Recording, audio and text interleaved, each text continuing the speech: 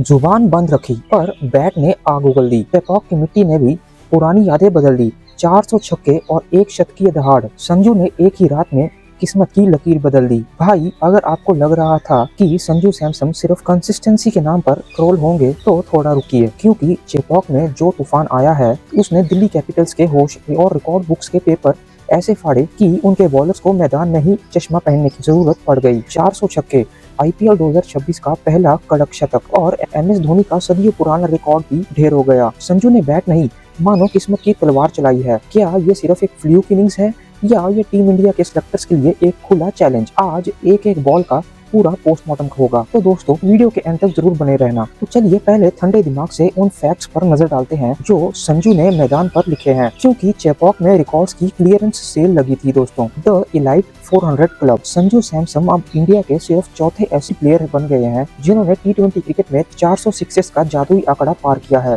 रोहित शर्मा, विराट कोहली और सूर्य कुमार यादव के VVIP club में अब सैमसन का नाम भी बड़े बड़े सुनहरे अक्षरों में दर्ज हो गया है।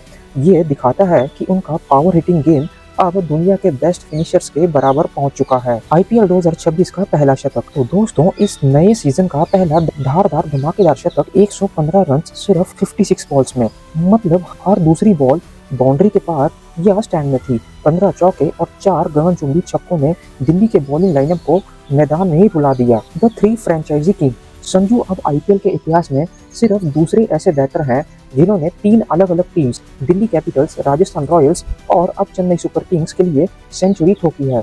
इससे पहले ये सेंचुरियन हैट्रिक सिर्फ केएल राहुल ने की थी। ये साबित करता है कि टीम भले ही बदले या मैदान, संजू का क्लास हमेशा परमानेंट रहता है। दोस्तों इन सब में सबसे हैरान करने वाली बात यह है कि एक सीएसके विकेट कीपर बैटर के तौर पर सबसे बड़ा इंडिविजुअल स्कोर पहले एमएस धोनी के नाम पर था 84 रन, पर अब ये संजू सैमसन के सर पर है 115 रन के साथ। हालांकि घर में अन्ना का राज चल गया है बॉस, और उन्होंने दिखा दिया है कि चेन्नई को एक नया सुपरस्टार मिल चुका है। तो दोस्तों अब आते हैं असली मुद्दे पर, यानी कि इनिंग्स का पोस्टमार्टम। संजू पिछले 3 मैचेस में सिर्फ 6, 7 और 9 रन बनाकर ऐसे लग रहे थे जैसे उनकी फॉर्म छुट्टी पर गई हो। सब ट्रोल आर्मी कह रही थी कि वही पुराना इनकंसिस्टेंट संजू, पर उन्होंने क्रिकेट्स का धागा ही नहीं पूरा मफलर भी खोल दिया। संजू ने पेसर्स को 215 के खतरनाक स्ट्राइक रेट से धोया। उन्होंने 39 बॉल्स में 84 रन सिर्फ तेज गेंदबाजों के खिलाफ बनाए। मतलब एनरिच नॉर्टजे की 150 प्लस की रफ्तार हो या मुकेश कुमार की स्विंग, संजू ने पेस को स्पेस ही नहीं दी और उन्होंने नेट्स की तरह ट्रीट किया।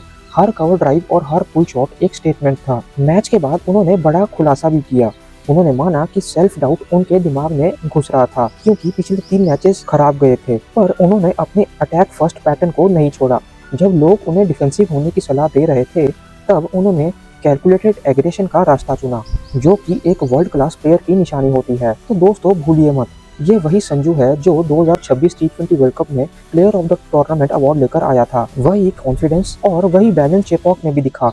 उन्होंने प्रेशर में भी सिर्फ 52 बॉल्स में अपनी सेंचुरी पूरी की और पूरी दुनिया को बता दिया कि शेर 2 कदम पीछे सिर्फ इसलिए था ताकि एक बड़ी छलांग मार सके। तो दोस्तों कंक्लूजन बिल्कुल क्रिस्टल क्लियर है। संजू सैमसन ने न सिर्फ सीएसके की किस्मत को एक बूस्टर डोज दिया है, बल्कि ये भी साबित कर दिया है कि जब ये बंदा अपने जोन में होता है तो बॉलर्स सिर्फ स्पेक्टेटर्स बन जाते हैं और फील्डर्स सिर्फ गेंद उठाने के लिए रह जाते हैं। उन्होंने दिखा दिया है कि वो अब सिर्फ एक सीजन वंडर या 1 मैच हीरो नहीं रह गए हैं, बल्कि वो एक सीजन डोमिनेटर बनने की राह पर निकल पड़े हैं, जो किसी भी बॉलिंग अटैक की धज्जियां उड़ा सकता है। लेकिन दोस्तों अब असली सवाल आपके लिए है, क्या आपको लगता है कि संजू सैमसन को अब टीम इंडिया में हर फॉर्मेट में परमानेंट जगह मिलनी चाहिए, या ये सिर्फ आईपीएल का एक टेम्पररी जलवा है? अपनी दिल की बात नीचे कमेंट्स में जरूर बताना। और हाँ, अगर आपको क्रिकेट का ये धारदार और कड़क पोस्टमार्टम पसंद आया हो तो अभी मेरे चैनल क्रिकेट जैसा कोई नहीं को सब्सक्राइब करना मत भूलना। तो दोस्तों मिलते हैं अगली वीडियो में, तब तक के लिए हंसते रहिए।